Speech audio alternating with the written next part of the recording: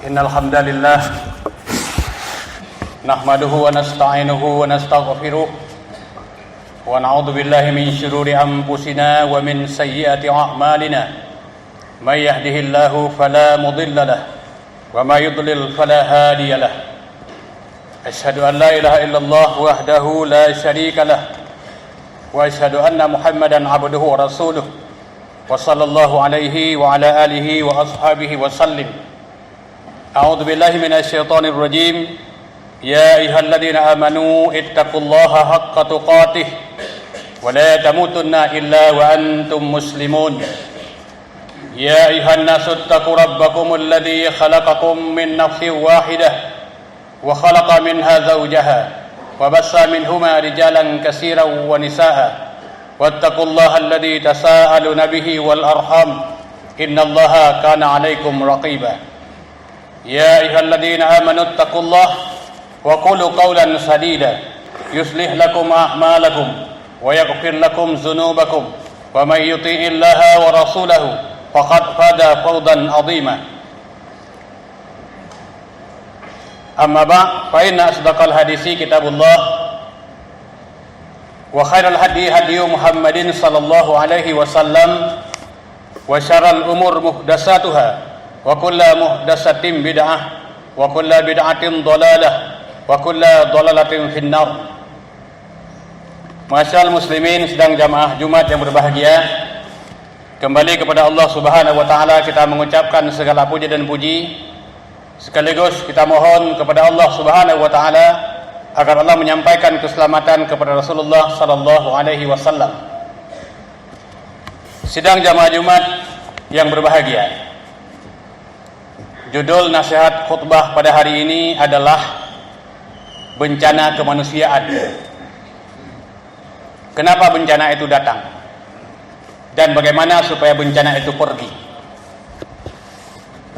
Sebelumnya saya mengajak kita semua untuk meningkatkan keimanan dan ketakwaan kita kepada Allah Subhanahu wa taala. Karena kesenangan dan kebahagiaan nanti pada hari kemudian, setelah kita kembali kepada Allah Subhanahu wa taala untuk mempertanggungjawabkan segala perintah yang telah diperintahkan hari ini adalah ditentukan oleh tingkat kepatuhan dan ketaatan kita kepada Allah Subhanahu wa taala. Sidang jamaah Jumat yang berbahagia, kenapa bencana itu datang dan bagaimana bencana itu pergi? Kita awali dengan firman Allah Subhanahu wa taala di dalam Al-Qur'anul Karim pada surat yang ke-7, surat Al-A'raf ayat 96.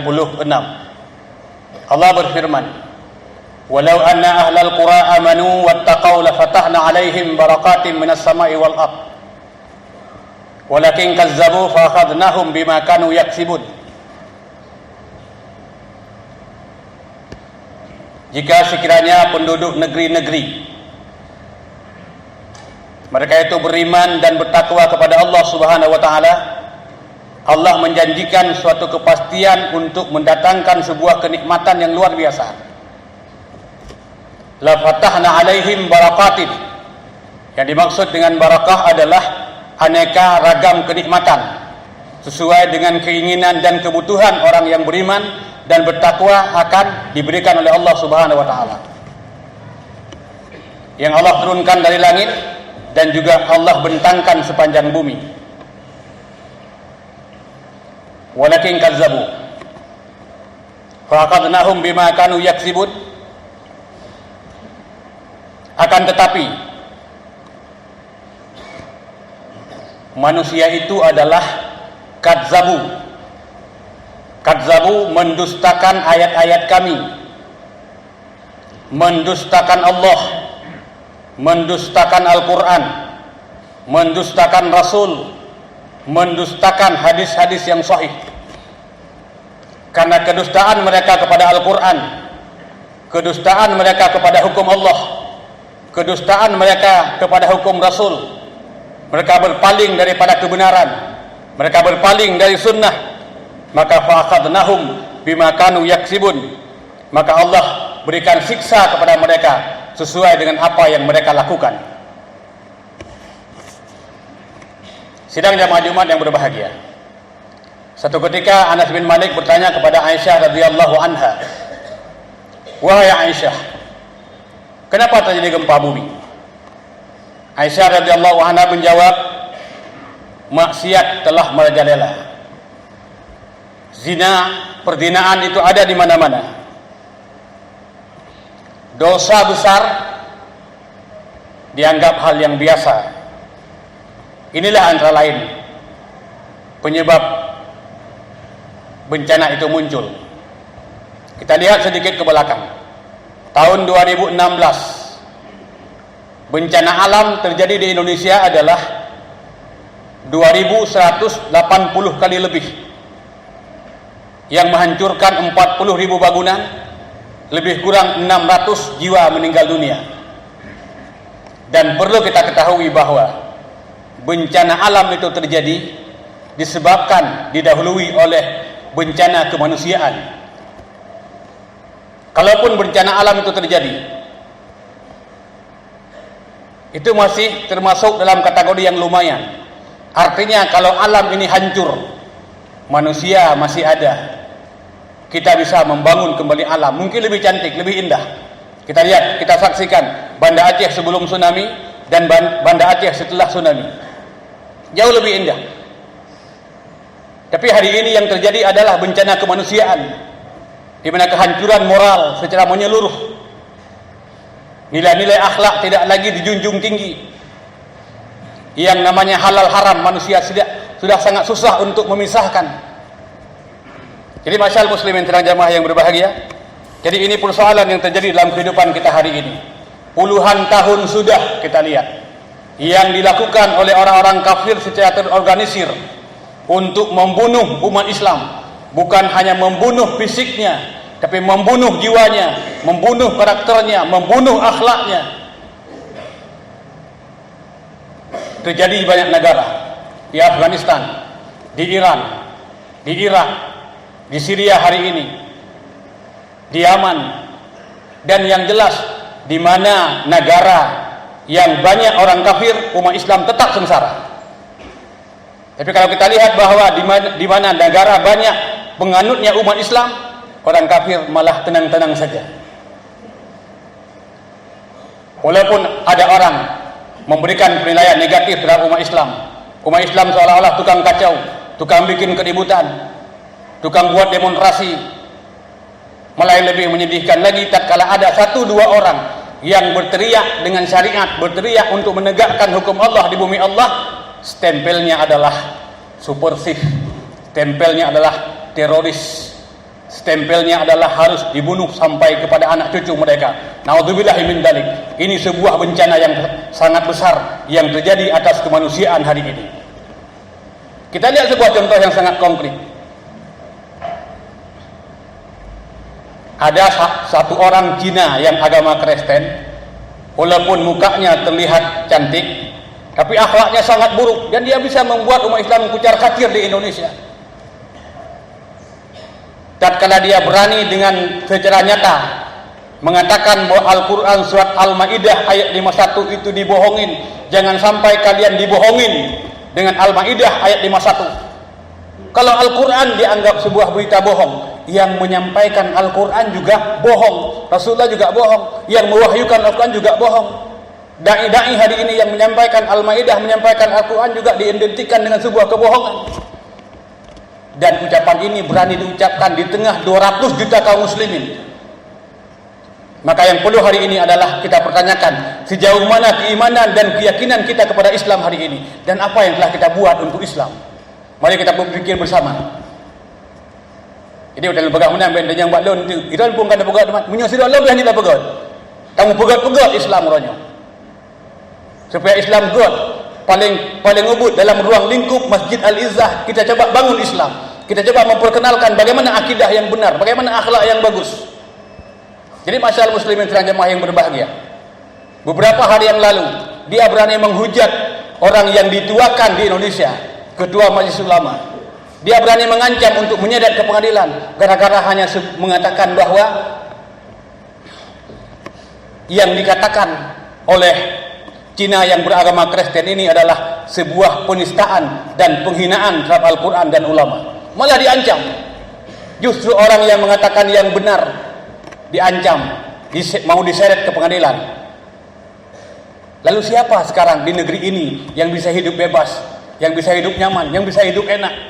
Ya orang-orang yang harus mengatakan sesuatu yang salah, yang benar dikatakan salah. Jadi masyaallah muslimin jamaah yang berbahagia. Dan potret yang saya sampaikan ini bukan hanya potret Jakarta, potret untuk semua kaum muslimin yang ada di Indonesia, termasuk di Aceh. Menyauronyo di Aceh, hendak pegah buagar, hendak pegah habagar, ngonso temengen. Dengan siapa kita duduk? Dengan siapa kita bicara? Jadi kalau ada orang, misalnya ada orang meninggal dunia, kemudian setelah ada orang meninggal dunia, pada saat kita menyampaikan kata-kata takziah, kemudian kita sampaikan, nyo hana long masenuju, hana long bersama dia. Yang gak ngancur. Itu yang kan disampaikan yang benar, sunnah Rasul seperti itu. Yang ramai enggak meno dekade mati urip, nyo ini lagi biasa ante. Jadi masyaallah muslimin dan jamaah yang berbahagia. Makanya Rasul mengingatkan bagaimana umat Islam ini di akhir zaman. Kebuka Rasulnya kadruh. Kali beh dari truk. Yushiku an tada'a alaikumul umamu kama tada'al akalatun ila qasmatiha. Aw min qillatin bina yawma idin ya Rasulullah. Bal innakum yawma idin kasiruna walakinnakum gusaun ka gusa'is sa'il. Wa qad nadala bikumul wahnun. Wa mal wahnun ya Rasulullah? Hubbud dunya wa karahiyatul mauti. Jadi apa yang diingatkan oleh Rasul hampir 1500 tahun yang lalu terlihat semakin nyata, semakin konkret hari ini kebenaran akan sabda Rasulullah SAW. Akan datang suatu masa di mana umat Islam ini dikeroyok, yang Rasul umpamakan laksana sebuah hidangan yang lezat yang dikeroyok oleh orang-orang yang lapar. Sahabat bertanya, apakah umat Islam pada waktu itu sedikit wahai Rasulullah? Tidak. Bal innakum yauma idin kasiruna. Umat Islam itu banyak. Tapi perbandingan dibuat Rasul, umat Islam di akhir zaman laksana buih di tengah lautan. Di tengah kehidupan umat Islam dihinggapi dua penyakit yang disebut dengan penyakit wahan. Sahabat bertanya, apa itu penyakit wahan wahai Rasulullah? Yang pertama, hubbud dunya wa karahiyatul mauti. Yang pertama, umat Islam hari ini dihinggapi penyakit pertama, cinta berlebih-lebihan kepada dunia.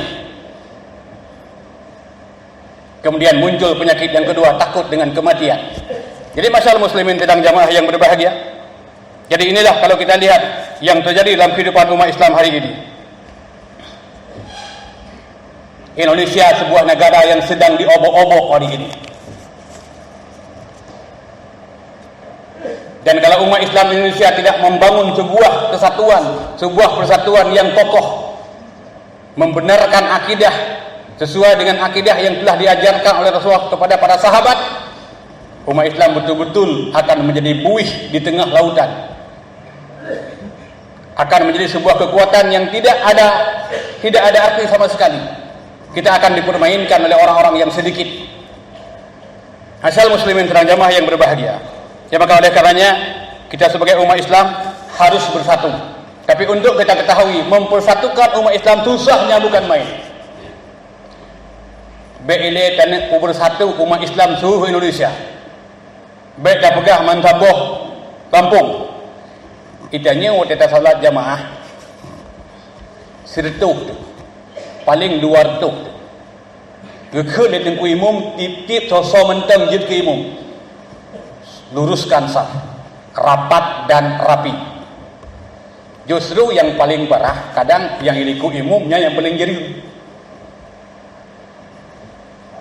Itu tidak terlaksana. Bagaimana kita akan mempersatukan kaum muslimin untuk menghadapi tantangan dari orang-orang kafir, tantangan dari orang-orang Nasrani, tantangan dari orang-orang Yahudi, tantangan dari komunis. Dan terlihat kan, hari ini terlalu berani orang menggunakan kaos-kaos oblong yang bergambar palu arit yang telah dinyatakan oleh undang-undang itu tidak boleh ada. Tapi hari ini banyak orang, ada orang yang sudah berani memakainya.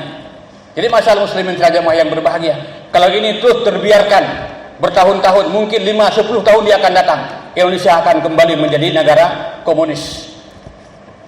Jadi masyarakat muslimin, makanya peran siapa yang paling besar?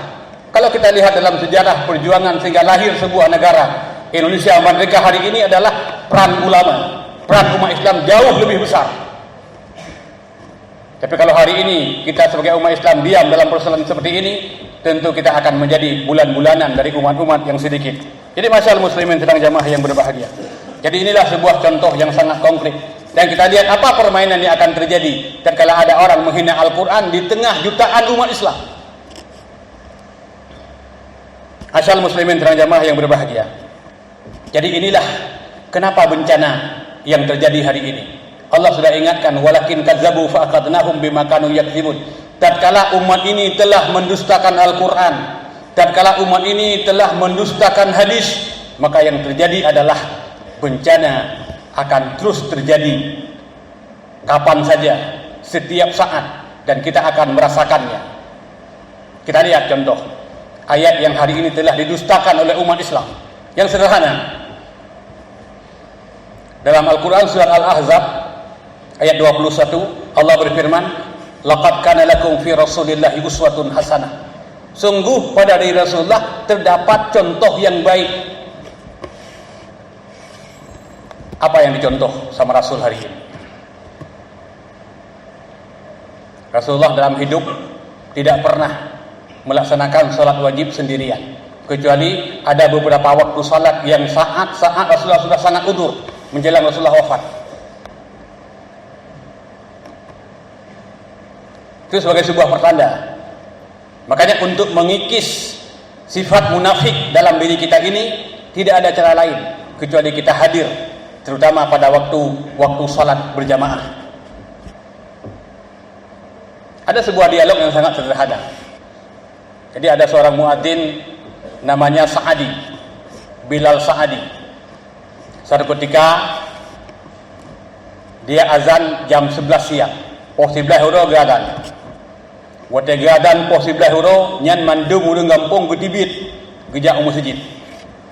Inang agam jak usul masjid mandum-mandum. Ikut le ketua RT.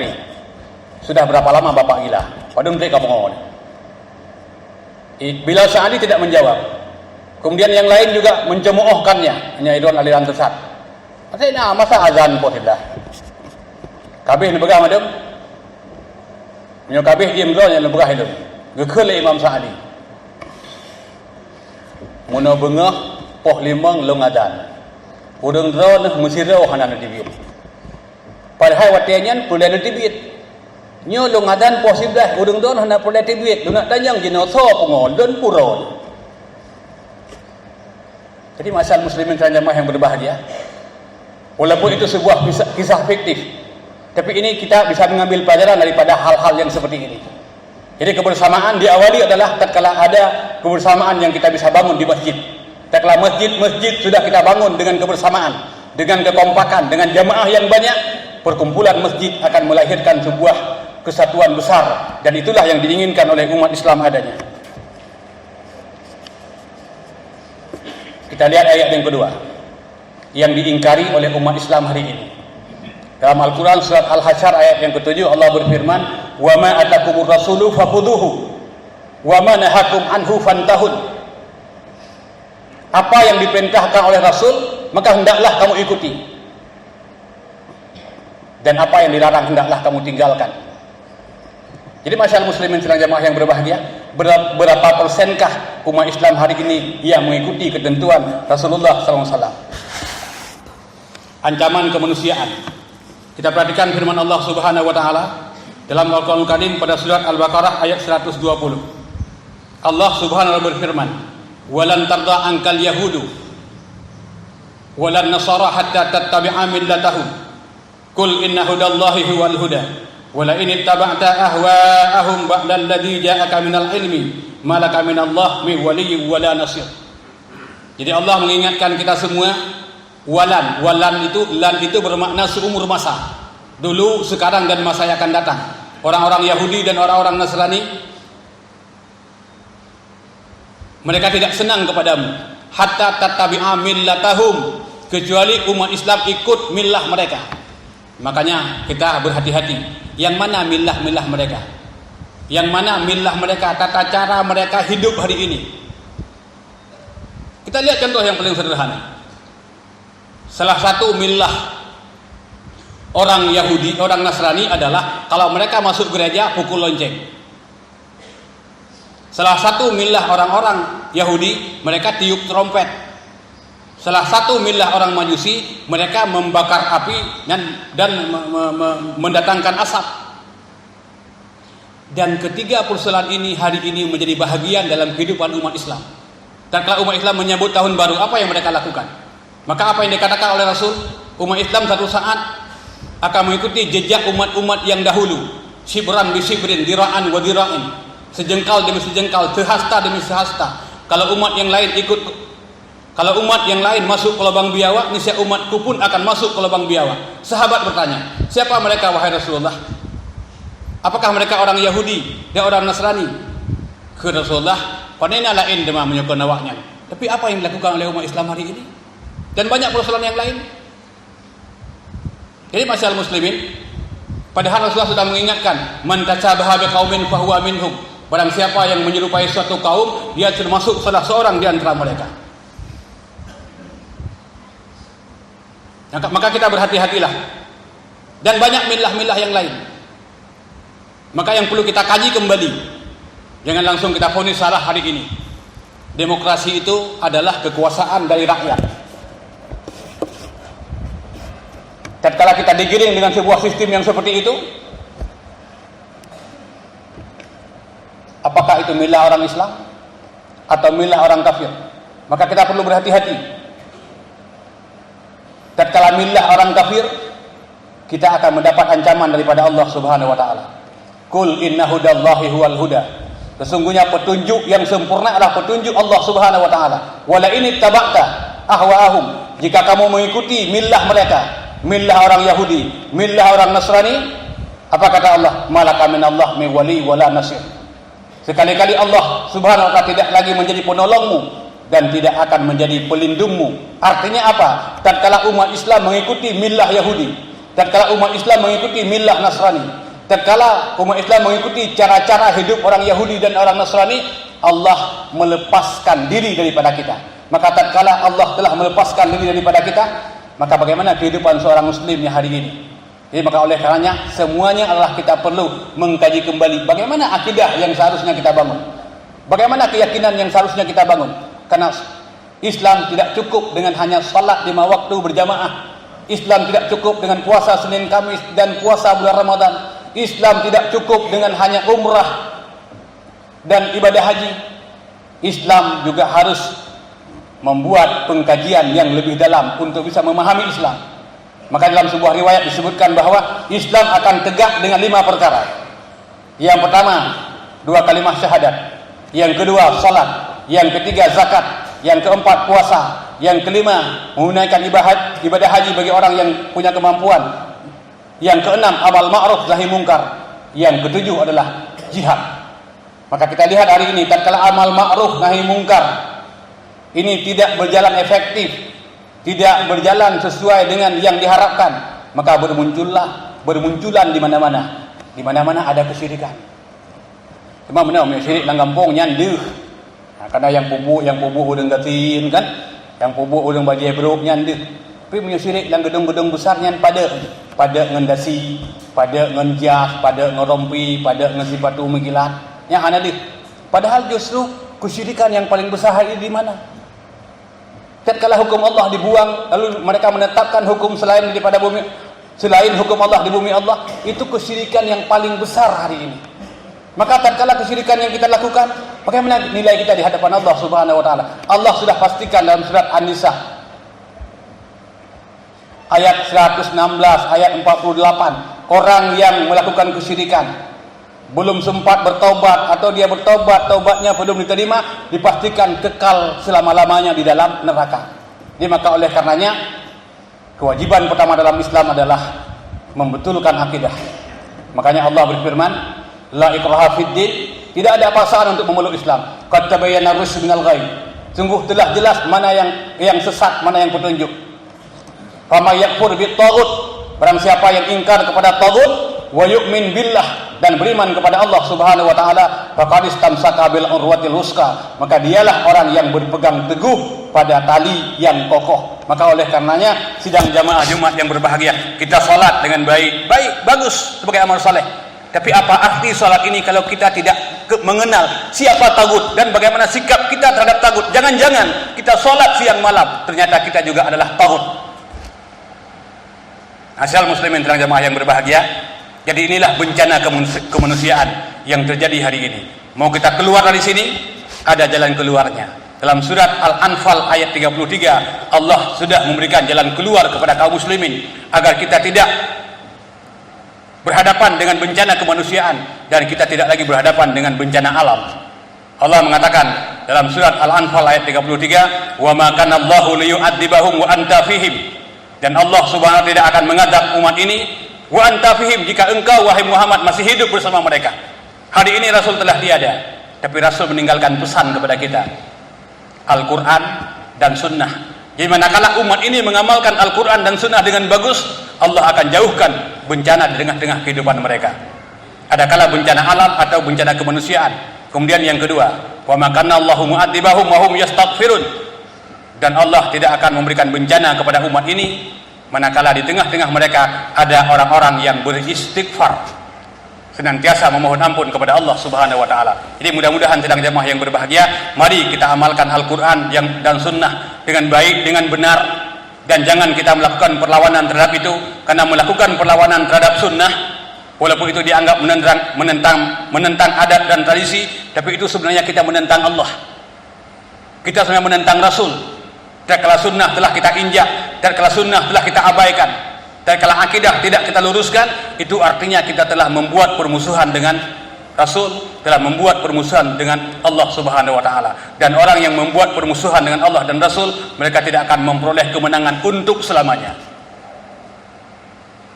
Kami kira demikianlah nasihat khutbah pada hari ini. Mudah-mudahan ada manfaat buat kita semua. Fa'tabiru ya ulil albab la'allakum turhamun.